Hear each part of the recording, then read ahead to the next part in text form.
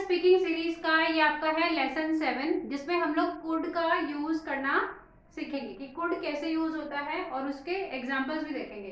तो पहला है आपका पॉसिबिलिटी, मतलब जब कुछ होने की संभावना होती है कि मतलब हाँ ये काम हो सकता है, तो उसमें आप कुड लगा सकते हो। बट हम लोग बात कर रहे हैं फ्यूचर की, ठीक है।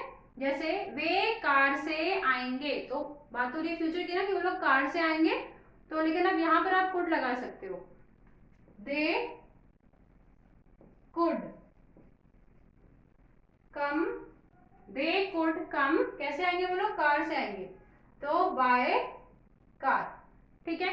नेक्स्ट आपका है पास्ट के लिए, और हमें पता है कि जो कुड होता है वो क्या होता है? वो कैन का पास्ट फॉर्म होता है। तो पास्ट के लिए भी आप कुड का यूज कर सकते हो। जैसे फॉर एग्जांपल सर्दियों में वहां बहुत ठंड होती थी, तो there could be very cold, बहुत ठंड मतलब वेरी कोल्ड। कब होती थी? सर्दियों में, in winters, there could be very cold in winters. उसके बाद आपका है वे अच्छे से डांस नहीं कर सकती थी। पास्ट टेंस की बात हो रही है हमारी कि वो अच्छे से डांस नहीं कर सकती थी। She could not, she could not dance very well, वो अच्छे से डांस नहीं कर सकती थी। She could not dance very well.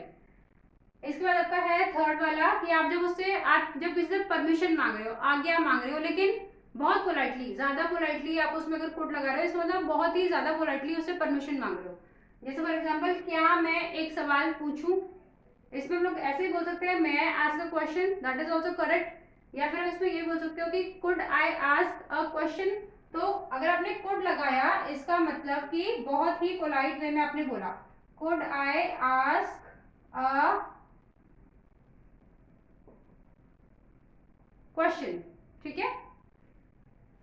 Fourth आपका है रिक्वेस्ट। सेम, आप रिक्वेस्ट कर रहे हो लेकिन आप बहुत ज्यादा पोलाइटली रिक्वेस्ट कर रहे हो, तो उसके लिए फिर आप कुड लगाओगे।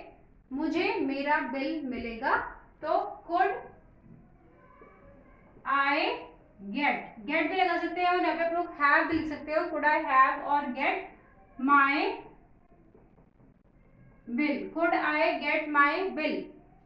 फिर आपका है लास्ट ऑफर। ऑफर के लिए आप लगाते हो, जैसे मैं आपको स्टेशन तक लिफ्ट दे सकता हूं, तो I could give, I could give you, क्या दे सकते हो? लिफ्ट दे सकते हो। I could give you lift, कहां तक? By the station.